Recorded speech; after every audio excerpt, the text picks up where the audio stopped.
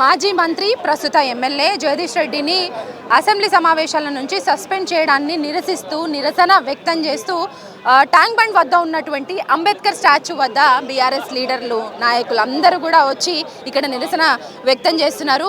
So మాజీ మంత్రులు అట్లాగే ప్రస్తుత ఎమ్మెల్యేలు అందరూ కూడా ఇక్కడ ఉన్నారు బీఆర్ఎస్ నేతలు. ఎందుకంటే శాసన మండలి నుంచి వీళ్ళందరూ కూడా బైకాట్ చేసి ఇక్కడికి వచ్చినటువంటి సిచ్యువేషన్ అయితే కనిపిస్తుంది. ఒకసారి వివేక్ సార్ని మాట్లాడిద్దాం. సార్, సో మొత్తానికైతే ఇక్కడ వాళ్ళ నిరసన గళాన్ని వినిపిస్తున్నారు. కాంగ్రెస్ ప్రభుత్వం వ్యవహరిస్తున్న తీరుకు నిరసనగా ఇక్కడైతే వాళ్ళ నిరసన గళాన్ని వినిపిస్తున్నారు.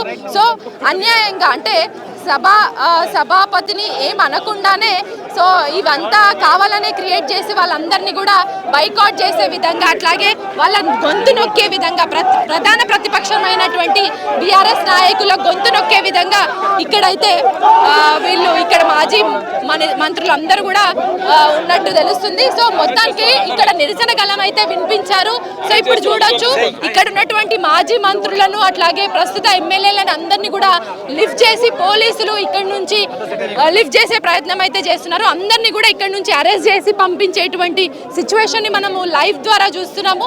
సో మనం చూడొచ్చు ఇక్కడ శాంతియుతంగా నిరసన తెలుపుతున్నారు. ఎందుకంటే అసెంబ్లీ సమావేశాల్లో ప్రధాన ప్రతిపక్షంగా వాళ్ళ గొంతు వినిపిస్తుంటే వాంటెడ్లీ ఈరోజు మైకులు ఇవ్వలేదు కాబట్టి వాంటెడ్లీ వాళ్ళ మీద తప్పు పెడుతూ సస్పెన్షన్ చేశారు. గలం వినిపించే విధంగా ప్రజా సమస్యల మీద వాళ్ళు ఏం మాట్లాడుతున్నారో ఇదేది కూడా వినకుండా ఇప్పుడు బీఆర్ఎస్ నేతలందరూ కూడా ఆందోళన చేస్తుంటారు. అంటే రేపు కూడా రాష్ట్ర వ్యాప్తంగా ఆందోళనకు పిలుపునిస్తున్నామంటూ కూడా ఇక్కడ ఉన్నటువంటి మాజీ మంత్రులు హరీష్ రావు సార్ కావచ్చు, జగదీష్ రెడ్డి గారు కావచ్చు, అట్లాగే మాజీ కేటీఆర్ కూడా చెప్పడం జరిగింది. అసెంబ్లీ సాక్షిగా ప్రజాస్వామ్య విలువలను కూనీ చేస్తున్న కాంగ్రెస్ ప్రభుత్వానికి నిరసనలు చేస్తున్నాము. అట్లాగే అన్ని నియోజకవర్గ కేంద్రాల్లో నిరసన కార్యక్రమాలకు పిలుపునిచ్చామని కూడా చెప్పారు. So KTR working president, BRS working president అయితే ఇక్కడ శాంతియుతంగా వాళ్ళు నిరసన వ్యక్తం చేస్తున్నారు. ఎందుకంటే అసెంబ్లీ వేదిక నుంచి అసెంబ్లీ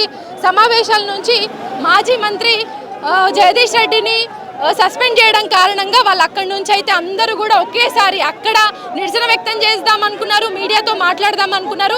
బట్ అక్కడ వాళ్ళకి ఆ అవకాశాన్ని ఇవ్వలేదు. కాబట్టి టీఆర్ఎస్ హయాంలో ఏర్పాటు చేసినటువంటి 125 ఎత్తున ఉన్నటువంటి అంబేద్కర్ స్టాచ్యూ వద్ద ఇక్కడ నిరసన కార్యక్రమాన్ని అయితే చేయడం జరిగింది. సో ఇక్కడ దాదాపు గంట సేపు కూర్చున్నారు. ఈ గంట సమయంలో టీఆర్ఎస్ వర్కింగ్ ప్రెసిడెంట్ కేటీఆర్ కావచ్చు, అట్లాగే మాజీ మంత్రి అట్లాగే ప్రస్తుత బీఆర్ఎస్ ఎమ్మెల్యే హరీష్ రావు కావచ్చు, అట్లాగే ప్రస్తుత ఎమ్మెల్యే బీఆర్ఎస్ అట్లాగే మాజీ మంత్రి అయినటువంటి జగదీష్ రెడ్డి కావచ్చు, వీళ్ళందరినీ కూడా ఇక్కడ నుంచి అరెస్ట్ చేసి తీసుకెళ్లేటువంటి ప్రయత్నం చేసుకుంటే మాత్రం ఇక్కడ ఒక ఉత్కంఠభరితమైన సిచ్యువేషన్ అయితే ఏర్పడింది. చాలా వరకు ఇక్కడ సాదాసీదాగా ఉంటుంది. ట్యాంక్ బండ్ వద్ద చాలా ప్రశాంతమైన వాతావరణం ఉంటుందని సో సిటీ సరౌండింగ్స్లో ఉన్న వాళ్ళందరూ కూడా సాయంత్రం పూట వచ్చి ఇక్కడ సేద తీరుతుంటారు. అట్లాంటి చాలా కూల్గా ఉండేటువంటి ఈ ఏరియాని అంతా అంటే ట్యాంక్ బండ్ పరిసర ప్రాంతాలన్నీ కూడా చాలా ఉత్కంఠభరితంగా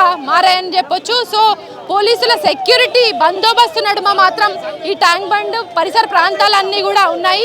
ఇక్కడ వచ్చినటువంటి మాజీ ఎమ్మెల్యేలు కావచ్చు, అట్లాగే మాజీ మంత్రులు, ఇప్పుడు ప్రస్తుతం మా ఎమ్మెల్యేలందరినీ అంటే బీఆర్ఎస్ ఎమ్మెల్యేలు అందరూ కూడా ఇక్కడికి వచ్చి నిరసన వ్యక్తం చేశారు. సో రేపటి నుంచి మాత్రం అంటే ఈరోజు ఒకరోజు బ్లాక్ డేగా చెప్తున్నప్పటికీ కూడా రేపటి నుంచి రాష్ట్ర వ్యాప్తంగా కూడా వీళ్ళందరూ కూడా ఆందోళన కార్యక్రమాలు చేపట్టే దిశగానైతే కనిపిస్తుంది. ఓవరాల్గా కన్ఫర్మ్ అయితే చేయలేదు, కానీ అసెంబ్లీ సాక్షిగా ప్రజాస్వామ్య విలువలను అయితే కూనీ చేస్తున్నారు. కాబట్టి ఖచ్చితంగా కాంగ్రెస్ ప్రభుత్వం చేస్తున్నటువంటి తప్పిదాలను కావచ్చు, లేదంటే ప్రజా సమస్యల్ని గాలి కొద్ది వాళ్ళు వ్యవహరిస్తున్న తీరు కావచ్చు, లేదంటే మాజీ సీఎం అయినటువంటి కేసీఆర్ను ఇష్టానుసారంగా నోటికొచ్చినట్టు మాట్లాడడం కావచ్చు, ఆయన చావును కోరుకునే విధంగా ఇప్పుడున్నటువంటి సీఎం పదజాలాన్ని ఖండిస్తూ ఇక్కడ వీళ్ళందరూ కూడా నిరసనకు కూర్చున్నారు.